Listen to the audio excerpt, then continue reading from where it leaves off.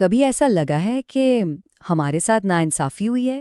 یہ ایک ایسا احساس ہے نا، جس سے ہم سب گزرے ہیں، اور جس لمحے ایسا ہوتا ہے، انصاف کا جو ترازو ہے وہ فوراً ہماری خواہشات کی طرف جھک جاتا ہے۔ لیکن سوال یہ ہے کہ کیا انصاف بس وہی ہے جو ہمیں اچھا لگے، یا پھر یہ کوئی بہت بڑا کوئی الہی اصول ہے؟ چلیں آج اسی گہری کشمکش کو ذرا سمجھتے ہیں۔ تو آئیے شروع کرتے ہیں سب سے بنیادی جگہ سے۔ آخر انصاف ہماری نظر میں ہے کیا؟ کیونکہ سچ تو یہ ہے کہ ہمارا جو نقطۂ نظر ہوتا ہے نا، وہ اکثر بہت ذاتی اور گہرائی میں کافی جانبدارانہ ہوتا ہے۔ اور یہیں سے وہ سوال اٹھتا ہے جو ہمارے انصاف کے پورے تصور کو ہلا کر رکھ دیتا ہے۔ کیا انصاف واقعی وہی چیز ہے جو ہماری مرضی کے مطابق ہو، جو ہمیں سکون دے؟ سوچیں ذرا، اس ایک سوال کا جواب ہمارے پورے نظریے کو بدل سکتا ہے۔ دیکھیں، اصل مسئلہ پتہ ہے کیا ہے؟ ہم سب نہ انصاف کو اپنے ذاتی فائدے کے آئینے میں دیکھتے ہیں۔ جب تک فیصلہ ہمارے حق میں آ رہا ہے سب ٹھیک ہے، ترازو بالکل سیدھا ہے۔ لیکن جیسے ہی پلڑا دوسری طرف جھکا، ہم فوراً چیخ پڑتے ہیں کہ بھائی یہ تو ناانصافی ہے، یہ تو ظلم ہو گیا۔ اور یہی ہماری انا کی وہ کمزوری ہے جس میں ہم سب کہیں نہ کہیں پھنسے ہوئے ہیں۔ تو ایسا کرتے ہیں، اپنے جذباتی رد عمل سے ایک قدم پیچھے ہٹتے ہیں اور یہ سمجھتے ہیں کہ اصول کی سطح پر ظلم اور عدل کا اصل مطلب ہے کیا۔ اس سے ہمیں ایک مضبوط بنیاد مل جائے گی۔ عربی زبان میں ظلم کا مطلب ہماری سوچ سے کہیں زیادہ گہرا ہے۔ یہ صرف کسی کو تکلیف دینا نہیں ہے، بلکہ کسی بھی چیز کو اس کی اصل، اس کی صحیح اور فطری جگہ سے ہٹا دینا ظلم کہلاتا ہے۔ قرآن اس تصور کو اور بھی کھولتا ہے۔ ظلم کو 3 دائروں میں تقسیم کیا گیا ہے۔ سب سے بڑا ظلم اللہ کے ساتھ شرک کرنا، دوسرا دوسرے لوگوں کے حقوق چھین لینا، اور تیسرا جسے ہم اکثر بھول جاتے ہیں، خود اپنے نفس پر ظلم کرنا، یعنی گناہ کے ذریعے۔ اور یہ آیت اس نقطے کو کتنی خوبصورتی سے واضح کرتی ہے۔ قرآن کہتا ہے کہ شرک سب سے بڑا ظلم ہے۔ کیوں؟ کیونکہ یہ کائنات کے سب سے بنیادی حق یعنی خالق کے حق کو اس کی اصل جگہ سے ہٹا دیتا ہے۔ اور ظلم کی بالکل الٹ ہے عدل۔ اس کی تعریف بالکل صاف اور غیر جانبدار ہے۔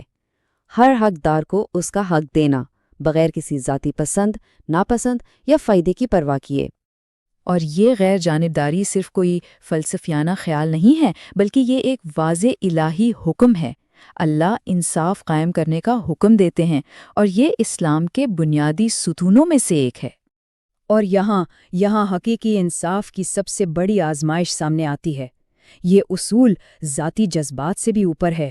حکم یہ ہے کہ اگر کسی قوم سے شدید نفرت بھی ہو، تب بھی ان کے ساتھ انصاف کرنا لازم ہے، کیونکہ انصاف محبت یا نفرت کا محتاج نہیں ہوتا۔ تو یہ تو ہو گئے اصول، لیکن اب ذرا عملی زندگی میں دیکھتے ہیں کہ یہ اصول کیسے ٹوٹتے ہیں جہاں ہم انصاف کا ایک واضح ڈبل سٹینڈرڈ اپنا لیتے ہیں۔ یہ ہماری نفسیات کی ایک بڑی عجیب کمزوری ہے، ایک ایسا تضاد جس میں ہم سب کبھی نہ کبھی پھنسی جاتے ہیں۔ ہم لاشعوری طور پر اپنے لیے انصاف کا ایک ترازو رکھتے ہیں، اور دوسروں کے لیے ایک بالکل ہی مختلف ترازو۔ اچھا، تو یہ دوہرا معیار یہ دکھتا کیسا ہے؟ ذرا اس پر غور کریں۔ جب غلطی ہم سے ہو تو ہم فوراً کہتے ہیں ارے اللہ غفور و رحیم ہے، ہم معافی کی امید لگا لیتے ہیں۔ لیکن جب کوئی دوسرا ہمارے ساتھ بالکل وہی غلطی کرے تو ہمارا پورا سٹینڈ ہی بدل جاتا ہے، 180 ڈگری کا یو ٹرن۔ پھر ہم کہتے ہیں نہیں، حساب تو ہونا چاہیے، سزا تو ملنی ہی چاہیے۔ یہی وہ تضاد ہے جو اصل جڑ ہے مسئلے کی۔ تو جب ہم نے اس دوہرے معیار کو پہچان لیا تو سوال یہ ہے کہ حل کیا ہے؟ ہم اس تضاد سے نکل کر حقیقی اور متوازن انصاف تک کیسے پہنچ سکتے ہیں؟ آئیے دیکھتے ہیں۔ اس ساری الجھن کی جڑ صرف ایک چیز ہے، ہماری انا۔ ہم لاشعوری طور پر خود کو اپنی کائنات کا مرکز بنا لیتے ہیں۔ اس لیے جو کچھ بھی میرے لیے اچھا ہے وہ انصاف ہے، اور جو میرے خلاف ہے وہ ظلم ہے۔ تو اصل تبدیلی تب آتی ہے جب ہم اپنا معیار میں سے بدل کر حق پر لے آتے ہیں۔ حقیقی انصاف یہ سوال نہیں کرتا کہ اس سے مجھے کیا ملے گا، بلکہ یہ پوچھتا ہے کہ اصول کیا کہتا ہے، سچائی کیا ہے۔ اور یہ توازن ہمیں اللہ کی صفات میں بہترین طریقے سے نظر آتا ہے۔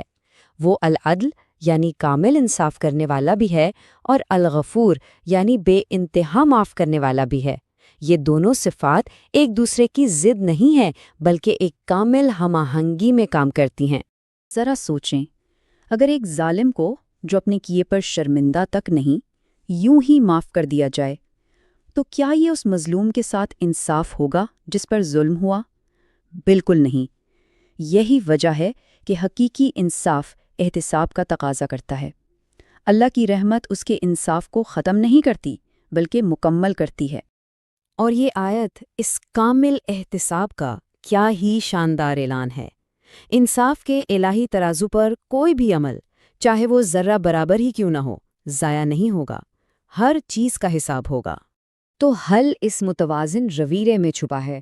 دوسروں کے لیے انصاف کا معیار بلند رکھیں، اپنے لیے اللہ کی رحمت کی امید رکھیں، لیکن ساتھ ہی ساتھ اپنے ہر عمل کی پوری ذمہ داری بھی قبول کریں۔ انصاف، امید اور ذمہ داری، یہی توازن ہے۔ تو اس پورے تجزیے کا خلاصہ یا کی ٹیک اوے یہ ہے: انصاف کو اپنی ذاتی خواہشات اور فائدے کے ترازو پر تولنا چھوڑ دیں۔ یہ کوئی ذاتی احساس نہیں ہے، بلکہ غیر متزلزل ایک الہی اصول ہے۔ اور میں اس تجزیے کو ایک آخری عملی سوال پر ختم کرتا ہوں۔ اگلی بار جب محسوس ہو کہ ظلم ہوا ہے تو ایک لمحے کے لیے رک کر خود سے پوچھیں، کیا یہ واقعی اصول کی خلاف ورزی ہے یا صرف میری توقع ٹوٹی ہے؟ یہ ایک سوال انصاف کے بارے میں ہماری پوری سوچ کو بدل سکتا ہے۔